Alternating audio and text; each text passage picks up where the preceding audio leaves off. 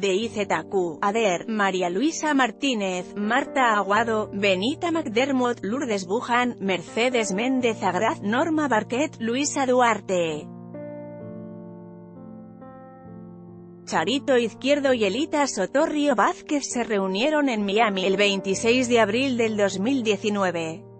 Ellas llegaron de adolescente a Estados Unidos como parte del éxodo de Pedro Pan y compartieron en una escuela de Richmond, Virginia. Daniela Varela Duarela @miamiherald.com. Una gran cazuela de arroz campesino en una casa del suroeste de Miami es el centro de una reunión de amigas que hace más de 50 años compartieron temores, esperanzas y mucho frío en una escuela religiosa de Richmond, Virginia. Las risas, anécdotas y emociones de hoy reflejan la solidaridad que se estableció entre ellas cuando, solas en Estados Unidos, extrañando a sus padres que dejaron en Cuba, se enfrentaban a la vida en un entorno desconocido.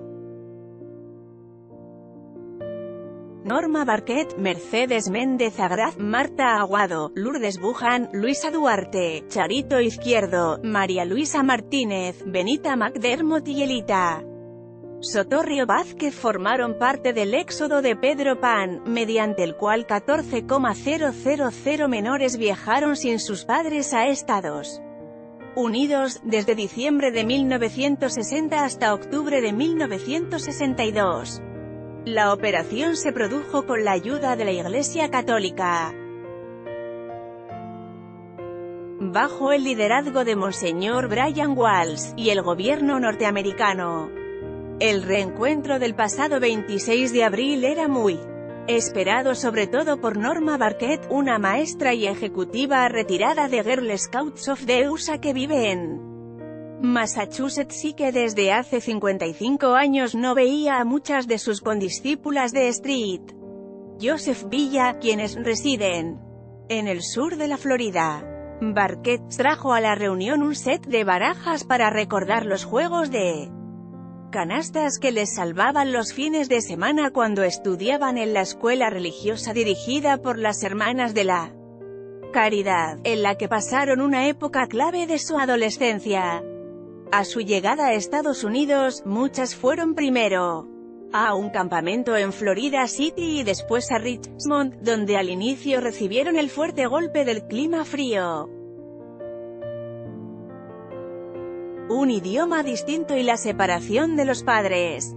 Pensábamos que la separación no iba a durar, que eran como unas largas vacaciones, dice Barquet sobre su salida de Cuba. Hasta nos hicieron ropa nueva. Una semana antes nos dijeron que solo podíamos llevar lo que teníamos puesto y todo se quedó atrás. Nos favoreció mucho que vivíamos con las monjas, que eran las maestras, apunta Barquet, que se emociona recordando su estancia en la escuela dirigida por las Hermanas de la Caridad. Marta Aguado, que llegó a los 16 años, considera que fue una bendición que las mandaron juntas a St. Joseph Villa. Fue una sabia decisión de la arquidiócesis de Richmond de hospedar a todas las adolescentes cubanas juntas y exclusivamente en un mismo edificio, señala Aguado. Para ella el viaje tampoco tenía carácter definitivo porque sus padres le decían que todo era temporal, pues nuestros idealizados amigos americanos no iban a permitir que el comunismo se apoderara de Cuba, un país con muchos negocios y de grandes lazos históricos con Estados Unidos. Su mamá incluso se lo describió como una oportunidad para aprender inglés y conocer mejor la cultura norteamericana, recuerda Aguado, nacida en Pinar del Río. Unos días antes del viaje, que hizo con su hermanito de 10 años, comenzó a sentir temor y aprensión.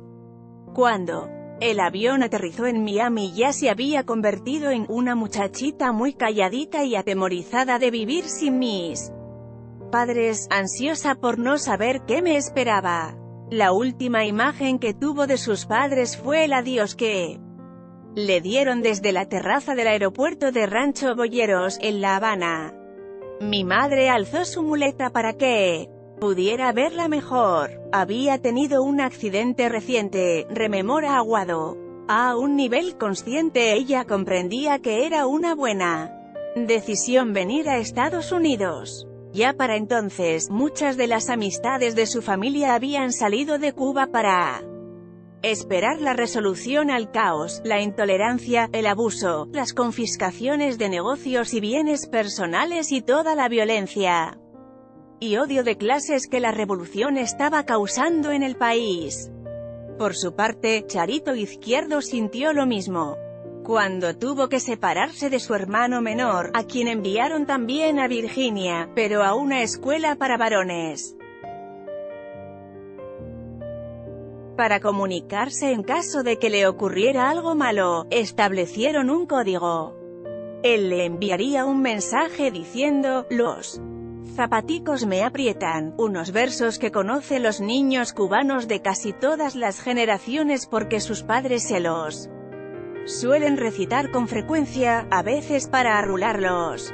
Como era de temer, Izquierdo recibió el mensaje de su hermano, quien le decía que los zapaticos le apretaban y mucho, recuerda la empresaria en conversación con el Nuevo Herald.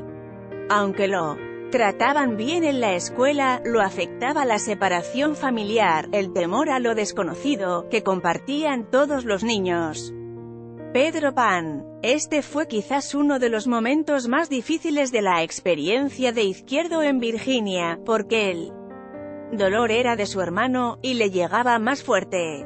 Aguado señala que también le dolió tener que aceptar que los norteamericanos no conocían mucho de su país y sus costumbres, y que a nadie le interesaba ayudarnos a combatir el comunismo. Al contrario, la prensa, las instituciones de educación superior y muchos de los intelectuales estaban enamorados de la Revolución cubana. Rememora, «Qué terrible el darme cuenta que quizás no había regreso, que nuestra estancia en este país podría ser permanente», afirma, al tiempo que enfatiza que recibió aliento y comprensión de muchos norteamericanos durante esa época de adaptación a su patria adoptiva. Las jóvenes cubanas del éxodo de Pedro Pan que fueron a la escuela Street Joseph Villa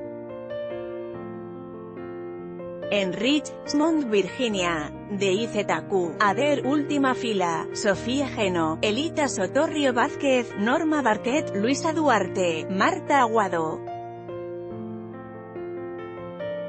Yorina Fernández, segunda fila, Aida Barquet, María Luisa Mesa Martínez, Ana Elisa García Jones, primera fila, Mercedes Méndez Agraz Charito García Izquierdo y Yema Díaz.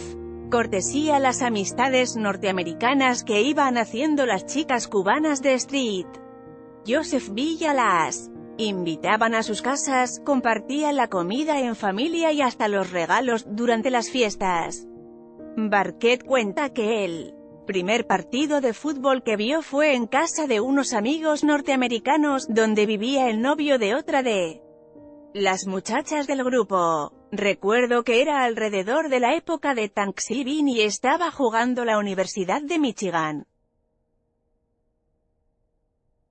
Dice Barquet, esa fue la misma universidad donde ella trabajó por más de una década. Cuenta Barquet que casi un año después de su llegada a Estados Unidos se reunió con sus padres, y fueron a vivir a Michigan.